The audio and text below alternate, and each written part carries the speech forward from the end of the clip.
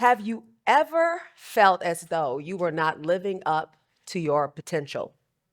Well, I did in my early 30s because I had a whole dream about it. The setting of my dream was my one-bedroom condominium in Stamford, Connecticut. Only in my dream, I didn't have a one-bedroom at all. I had more rooms in my house than I knew about, more rooms in my house than I was using. Fast forward 3 years from then, I was living in Charlotte, North Carolina in a three-bedroom townhouse, but I had a similar dream, more rooms. Now, on the one hand, I woke up excited because more rooms means abundance, right? But then I woke up also disturbed. Why was I only living in a small portion of what was available to me? I did not want to live life that way. I wanted to achieve purpose. I wanted to live up to my full potential. But I knew I was going to have to do something different in order to live in that wider space that I saw in my dreams.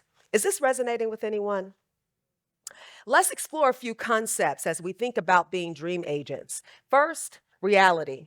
Think of reality as the rooms you live in today, the rooms you know about and use. It can be the job that you've worked on for the last 5 years. It could be the people that you are most comfortable speaking with. The dream. The dream stirs you up to imagine more than what you see today.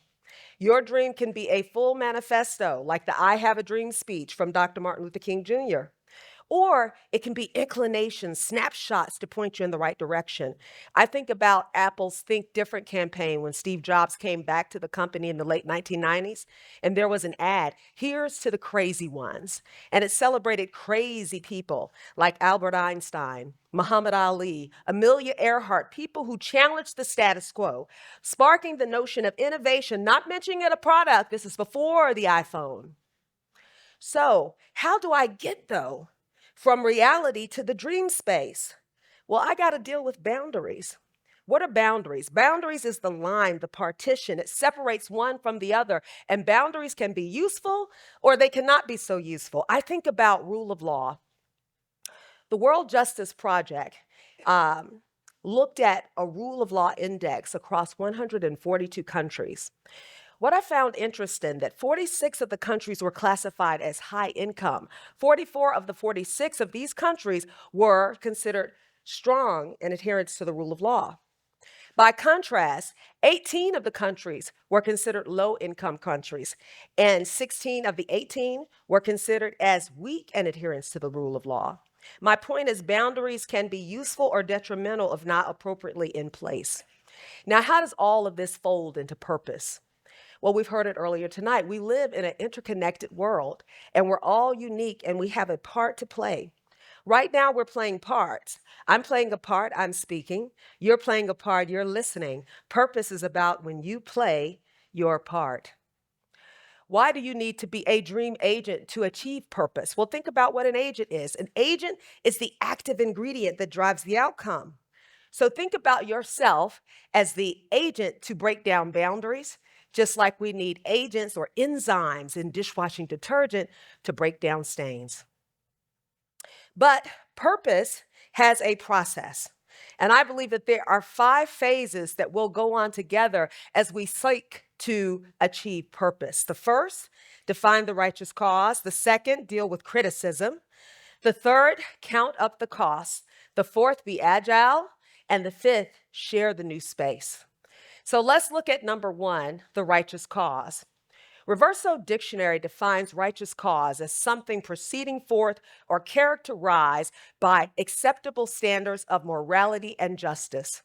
The righteous cause is your reason to act. It is not an excuse to do what you want to do, regardless of consequence. I'm not talking about a moralization.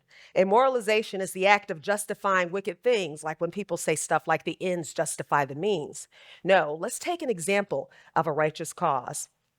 The UN's Universal Declaration on Human Rights.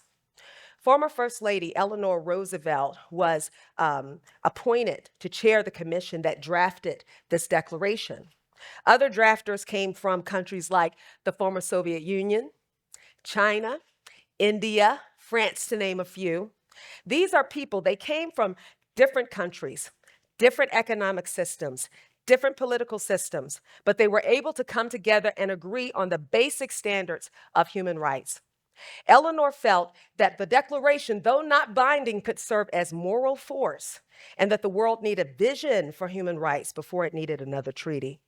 So as you think about the righteous cause, ask yourself these questions. What need do I see? What is my motivation? Fame?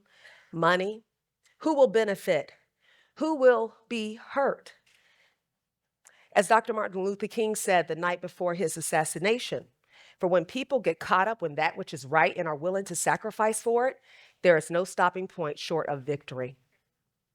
Now, just because you define a righteous cause does not mean everybody will agree that it's righteous or agree with your methods, which brings me to number 2, dealing with criticism. Let's borrow from Dr. King again. In his letter from Birmingham jail, Dr. King responded to 8 religious leaders who were considered progressive on civil rights. But the governor of Alabama was a very, very avid segregationist.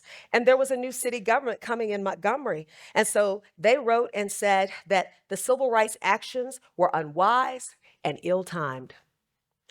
Dr. King responded, and he said he thought that these were men of genuine goodwill. And I love the fact that he looked at not only what they said, but who they were. And I want you to consider the source when you hear criticism.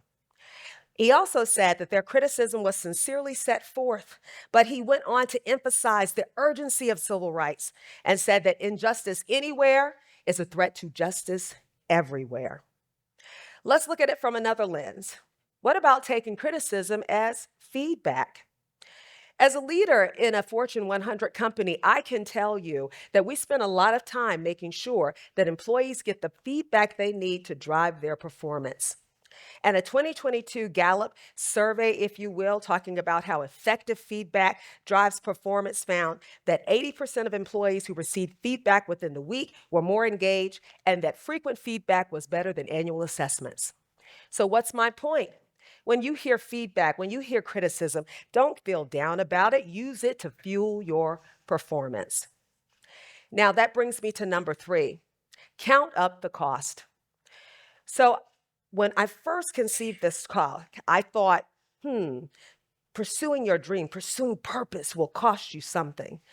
But the more I thought about it, and I thought about concepts like opportunity cost in economics, where you give up the benefit of doing B when you do A instead of B. And I thought about a parable which talks about a man who had to sell everything he had to build a tower that he needed. I came to a better understanding. I'm going to tell you that pursuing your purpose will cost you everything. So what do I mean by that? Think about it like this. I'm in Namibia this week. When I originally thought about this, I thought my husband and my children would be here with me. But school is still in session. There's an important pre-college test that cannot be missed. And so my husband and I decided that it was better if he and the kids remain in the States and I come to Namibia. I thought this was important to purpose. That's why I'm here in Namibia. But think about it this way. I will never experience that week at home with my family. I gave that up to be here. So as you walk into purpose, I want you to do it consciously, deliberately. You've got to consider the cost. That way you can walk into purpose with no regrets. Which brings me to number 4, be agile. The Business Agility Institute defines business agility as a set of organizational capabilities, behaviors, and ways of working that allows a company to pivot, to be flexible, to be resilient so that it can achieve purpose. A good way for you to be agile is for you to challenge the assumptions that you have made. Assumptions are conclusions that we hold to be true, even though they may not be. There's no proof for them.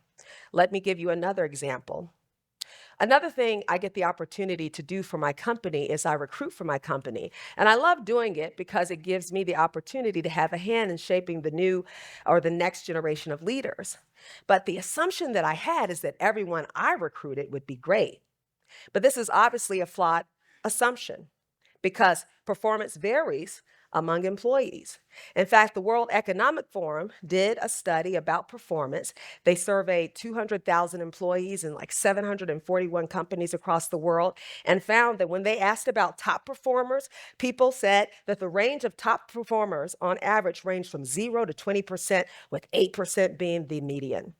Which means, of course, if performance varies among employees, that means performance varies among new hires.